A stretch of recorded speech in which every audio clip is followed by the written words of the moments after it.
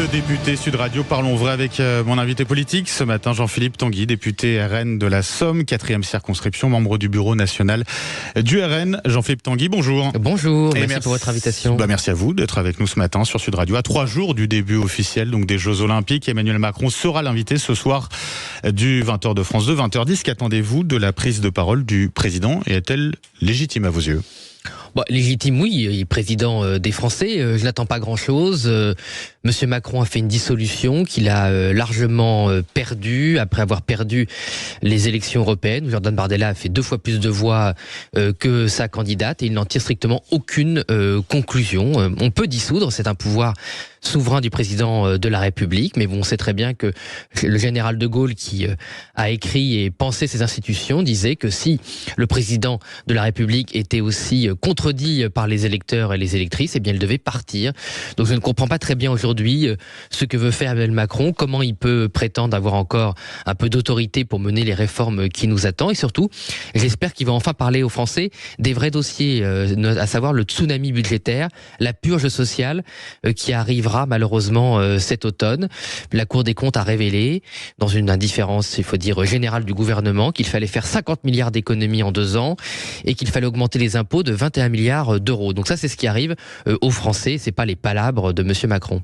Emmanuel Macron, qui selon l'Élysée devrait parler des Jeux Olympiques, des Jeux Paralympiques, mais également de la politique nationale, la situation politique nationale, à un moment où il demande une trêve politique pour les Jeux Olympiques, ça vous surprend ? Mais c'est tout et son contraire, c'est-à-dire qu'on va parler politique et en même temps il va demander aux oppositions de se taire. Écoutez, moi les Jeux Olympiques, je suis très fier qu'ils soient en France, mais le destin et le quotidien de nos compatriotes ne s'arrêtent pas aux Jeux de Paris ou dans les quelques villes qui ont la chance d'accueillir ces événements. Donc ça fait maintenant des mois que tout tourne autour de ces JO. Moi je suis désolé, j'ai été élu député de la 4e circonscription de la Somme et à peine élu, je pars en vacances, enfin des vacances imposées. On a l'impression que tout va bien en France, donc on a été réélu et on va partir sans avoir traité aucun sujet de pouvoir d'achat, aucun sujet budgétaire, aucun sujet sur la rentrée des classes, sur l'actualité sociale, la relance de la croissance, bref. Parce qu'aujourd'hui, il n'y a pas de date prévue, fixée pour un retour à l'Assemblée, vous concernant les députés? Il n'y a aucune date prévue, mais c'est pire que ça. C'est-à-dire que de droit, on aurait pu se réunir pour traiter un certain nombre de sujets. On aurait pu demander une session extraordinaire, puisque les circonstances qu'affronte notre pays sont elles-mêmes extraordinaires. Et rien, voilà, on doit tous s'arrêter pour la cérémonie d'ouverture mégalomaniaque de Parce monsieur qu'on n'a pas de nouveau gouvernement Macron, aussi, vous le savez. Oui, c'est la première fois de l'histoire de la Ve République que les Français ne savent pas par qui ils vont être gouvernés, avec une situation ubuesque où on a des ministres, députés ou des députés ministres, je ne sais plus comment il faut les appeler. À peine étaient-ils revenus à l'Assemblée, ils auraient pu se faire discret au moins. Bon, ils auraient pu avoir une certaine tenue. Non, on a entendu Monsieur Darmanin, ministre de l'Intérieur en exercice, et Monsieur Fesneau, ministre de l'Agriculture, pour ceux qui s'en souviennent, puisqu'il ne fait strictement rien pour résoudre la crise agricole, s'invectiver dès la première minute à l'Assemblée nationale et faire de la politique politicienne. Donc moi je suis consterné par la situation quand je pense qu'on a eu un record de participation avec des Françaises et des Français qui sont allés voter, qui ont cru notamment dans les mensonges du nouveau Front Populaire, et on se retrouve avec sans gouvernement, avec une Assemblée nationale. C'est quoi les mensonges du nouveau Front Populaire? Ils avaient promis dès cet été par exemple un SMIC à 1600 € par décret, il n'y aura rien. L'abrogation de la réforme des retraites, si on a un Premier ministre issu du nouveau Front Populaire, ils le feront par décret, ils l'ont dit. Mais ils ont menti aux Français, ils ont dit qu'ils étaient prêts, que s'ils gagnaient les élections, ils auraient un gouvernement qui sortirait du chapeau et qui prendrait des mesures sociales pour les Français. Donc ils étaient absolument pas prêts. Ils ont menti aux Françaises et aux Français en faisant croire qu'ils étaient prêts. Ils ont menti en faisant un programme faramineux qui ne repose sur rien pour essayer de gagner des sièges. En fait, par leur impréparation, par le cirque Pinder qu'on voit depuis 2 semaines, ils révèlent qu'ils ont fait un cartel électoral pour gagner des sièges, mais qu'il n'y avait rien derrière. Il n'y avait pas de gouvernement, il n'y avait pas d'entente, et il n'y avait pas de programme. Voilà, ils ont promis n'importe quoi pour faire le plus de voix possible. Malheureusement, je pense aux Françaises et aux Français honnêtes qui ont cru en ces promesses. Moi, je comprends quand on a le SMIC, quand on travaille dur, qu'on n'arrive pas à joindre les deux bouts, qu'on veuille croire que ce soit possible de le passer à 2000 € net, brut, pardon. Eh ben, c'était faux. Donc pour vous, il ne faut pas l'augmenter, ce SMIC? Mais il faut augmenter l'ensemble des salaires. Nous, ce qu'on propose avec Marine Le Pen et Jordan Bardella, c'est pas seulement d'augmenter le SMIC de manière administrative depuis un bureau, c'est de proposer aux entreprises une augmentation de 10% de tous les salaires jusqu'à 3 SMIC, avec une exonération de charges sur cette hausse. Parce qu'il y a plein d'entreprises qui veulent augmenter les salaires, mais qui ne peuvent pas le payer. Voilà, ça figure dans votre programme. Le financer. Il y a des charges considérables, et notamment pour ce qu'on appelle la trappe à bas salaire, c'est-à-dire que tout ce petit monde, que ce soit les amis de M. Wauquiez ou les amis de M. Attal, ont fait un système complètement dingue où pour augmenter un SMICAR de 100 €, il faut payer 500. Bon, donc comment voulez-vous que les entreprises puissent augmenter les salaires de leurs employés, même quand ils le veulent? Revenons, Jean-Philippe Tanguy, tout de même sur ces Jeux Olympiques qui sont l'actualité, qui font l'actualité, quoi qu'on en pense.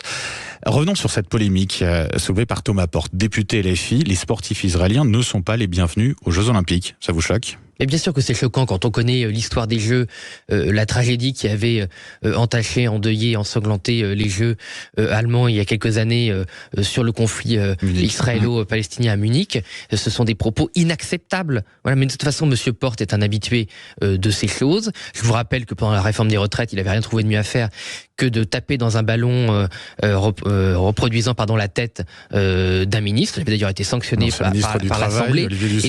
Exactement, ça c'est le résultat du barrage anti-républicain de Monsieur Attal, des amis de Monsieur Wauquiez qui étaient bien contents de retrouver les insoumis pour sauver leur poste. Voilà, donc une fois de plus, on a fait croire aux citoyens que pour lutter contre le Rassemblement national, il fallait faire élire des députés antisémites qui faisaient du trafic de sommeil avec Monsieur Carlos Bilongo et d'autres choses épouvantables. Jean-Philippe Tanguy, si Israël ne respecte pas la trêve olympique, si l'État hébreu continue de bombarder la bande de Gaza, est-ce qu'on ne peut pas se poser la question, en tout cas débattre de la possibilité ou non de faire concourir les sportifs israéliens sous bannière neutre? Mais il n'y a aucune trêve olympique avec un mouvement terroriste. Voilà, moi je rappelle que Israël a été attaqué par des islamistes, des terroristes, des barbares qui sont venus attaquer des villes et des villages pour égorger des femmes et des enfants. Voilà, ça c'est ce qui a fait le Hamas. Donc moi je veux bien qu'on ait la mémoire courte et qu'on oublie tout.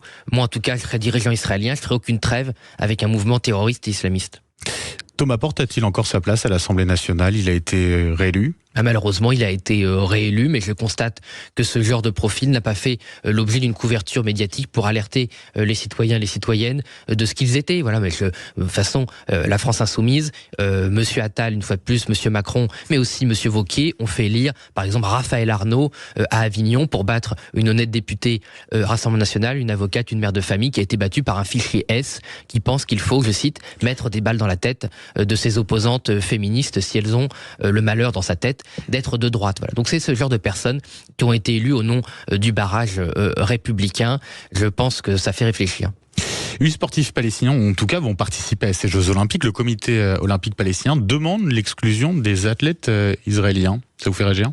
Non, écoutez, que l'autorité palestinienne demande l'exclusion de ses adversaires, en l'occurrence souvent militaires, ou en tout cas des revendications territoriales, j'ai envie de dire, c'est leur droit, mais ça n'a pas de lieu d'être.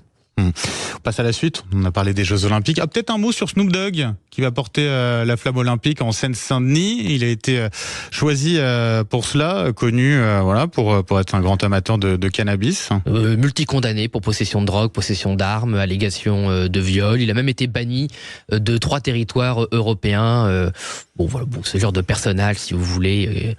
une fois de plus, c'est difficile parce que vous savez, on aimerait être de bonne humeur, on aimerait être heureux pour ces Jeux, mais ceux qui nous dirigent font tellement n'importe quoi, invitent n'importe qui, se comportent tellement mal. Moi, quand je vois que la capitale de la France, Paris, a été transformée en une espèce de prison à ciel ouvert, où on ne peut plus circuler, où les restaurateurs qui avaient investi ne peuvent pas travailler, où les hôtels sont vides. Voilà, donc les Français vont payer 2 fois la facture, une facture pour l'organisation. Vous comparez d'ailleurs les macronistes, le MPS à des oligarques. Bien sûr, oui. Ouais. Vous savez, l'oligarchie, c'est quoi? Ce sont des gens... Vous avez pensé à la Russie, oui. Oui, ce sont des gens qui pensent que les biens publics leur appartiennent, en l'occurrence la ville de Paris, qui peuvent se l'approprier pour leur délire personnel. Moi, je suis désolé, j'espère que ça se passera bien, je souhaite que ça se passe bien pour mon pays, mais il n'y avait aucune obligation de faire cette cérémonie d'ouverture complètement mégalo, au lieu de le faire dans un stade, comme tous les autres pays du monde. C'est bien de vouloir faire original, mais si ça se paye par des factures, moi je vois qu'aujourd'hui, on va devoir indemniser, dans une période estivale, les hôteliers et les restaurateurs restaurateurs français parce que Monsieur Macron a voulu faire sa petite cérémonie d'ouverture mégalomaniaque. Voilà, donc on aurait pu faire une cérémonie ailleurs. Moi, je veux bien que ce soit sympathique et qu'on veuille donner une bonne image de la France, mais dans une période d'austérité où on va expliquer aux Français qu'il faut faire 50 milliards d'économies, aller faire des chèques aux restaurateurs et aux hôteliers du centre de Paris qui n'ont pas besoin de l'aide des contribuables pour vivre tout au long de l'année, parce que justement on a saccagé leur travail, c'est surréaliste. Jean-Philippe Tanguy, est-ce que le RN parie sur la victimisation? Est-ce que le RN se victimise? Absolument pas. On défend nos électeurs, on défend notre programme. Je pense qu'au contraire, nous sommes des gens sincèrement valeureux, parce que pour quand même continuer à se battre avec détermination, avec tous les mensonges que l'on subit, moi quand je vois qu'on nous traite une fois de plus de tous les noms d'anti-républicains pour faire élire des gens qui ont couvert par exemple des violences conjugales, et ben moi ça me donne la nausée, voilà, parce que tout n'est pas entendable. Tout n'est pas entendable. C'est en tout cas ce que disait Philippe Juvin, qui était à votre place hier matin sur Sud Radio, député de la droite républicaine. Il se dit choqué que vous n'ayez pas eu de poste dans les instances de l'Assemblée nationale. Il dit qu'il n'y a pas que le mode d'élection qui explique cela. Il dit que le RN n'a eu aucun poste dans les instances parce que vous l'avez souhaité. C'est pour ça qu'il parle de victimisation. Non mais Monsieur Juvin s'est détourné l'attention. La réalité, c'est qu'après avoir fait un accord avec les macronistes pour sauver son siège dans les Hauts-de-Seine dès le premier tour, Monsieur Wauquiez, à peine est-il rentré à l'Assemblée nationale, qu'il a fait rentrer un pacte de corruption entre lui et Attal pour se distribuer encore de l'oligarchie, des postes qui appartiennent aux Français. Donc les rôles de l'Assemblée nationale, avec les avantages, faut-il le rappeler, qui leur sont liés, appartiennent à la République, aux Français. Et ils ont fait un accord pour se partager les sièges, et après ils accusent le Rassemblement national d'avoir combattu leur accord, de l'avoir dénoncé publiquement et de ne pas avoir voulu participer à cette mascarade. Donc moi je suis fier que Marine Le Pen ait dénoncé cet accord, qu'on soit resté droit dans nos bottes, et qu'on n'ait pas accepté les miettes de cet accord de la honte. Donc c'est une honte, et moi je considère qu'avoir fait ce pacte de corruption dit tout de ce qu'est Laurent Wauquiez, un arriviste, quelqu'un qui n'a jamais eu la moindre conviction, qui est prêt à tout pour se faire mousser, et comme ils n'ont aucun programme, et bien la seule façon de garder leur groupe uni, c'est de se partager des postes avec l'argent des Français. Vous avez vu, ils ont présenté hier leur pacte législatif, la droite républicaine. Il y a certaines mesures d'ailleurs que vous pourriez voter au RN, l'accès aux aides sociales à une durée de présence conditionnelle, une durée de présence minimale sur le territoire français, des aides sociales suspendues pour les délinquants, les parents de délinquants mineurs. Ça, vous le voteriez, vous le voterez. Ce sont nos mesures. De toute façon, les seules bonnes idées qu'a Monsieur Wauquiez, c'est les idées de Marine Le Pen et de Jordan Bardella. Le reste, c'est du blabla. D'ailleurs, tout le monde parle de ce pacte législatif. Moi, j'ai entendu que des principes très vagues. Il n'y a rien de concret, notamment sur les économies proposées. C'est que des dépenses. Donc, tout ça n'a pas beaucoup de sens. Est-ce que vous aimez vous battre, Jean-Philippe Tanguy? Non, mais j'aime bien me faire respecter. Est-ce que vendredi soir, à l'Assemblée nationale, en compagnie d'un autre élu du RN, vous avez failli en venir aux mains avec un député du Modem? Les huissiers ont dû intervenir. Qu'est-ce qui s'est passé concrètement? Non, mais pas du tout. On donnait une conférence de presse et Monsieur Turquois, député de la Vienne, est venu hurler, beugler et interrompre Marine Le Pen en disant n'importe quoi. Je suis allé lui dire de se taire. Tu n'es qu'une créature, c'est ça? Je lui dis qu'il n'était qu'une... Où est-ce qu'il disait que c'était notre faute si les Insoumis avaient des postes? Je lui dis que ce n'était qu'une créature des Insoumis, puisqu'il n'a été élu 3 fois que grâce au soutien de M. Mélenchon à M. Macron, parce qu'il faut quand même rappeler que les résistants d'opérette que sont les Insoumis ont appelé à voter 3 fois pour M. Macron, en 2017, en 2022 et encore en 2024. Donc des députés comme M. Turquois, dont on n'a jamais entendu parler à part cet incident, ne survivent que parce qu'ils font des pactes entre insoumis, amis de M. Wauquiez, macronistes, bref, un espèce de nouveau parti unique. Vous savez d'ailleurs, moi j'ai surnommé ce groupe, puisqu'ils se sont appelés Ensemble pour la République, Ensemble pour la République bananière. Un mot pour conclure, Jean-Philippe Tanguy, sur une note un peu positive, ou pas, vous allez me dire. Kylian Mbappé qui fait la promotion pour un réseau social chinois en mandarin. Je ne sais pas si vous avez vu la vidéo. C'est bien ça pour le rayonnement de la France ou pas? Non, écoutez, il fait ce qu'il veut, il est libre de son image, mais...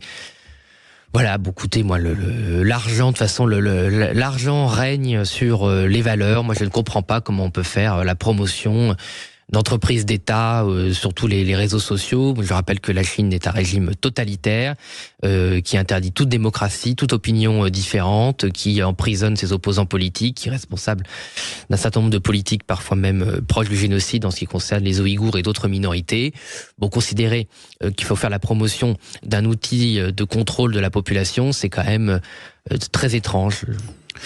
Merci beaucoup Jean-Philippe Tanguy, merci d'avoir été avec nous ce matin sur Sud Radio, député Rassemblement National de la Somme, 4e circonscription, membre du bureau national du RN. Merci d'avoir été avec nous ce matin et très bonne journée à vous.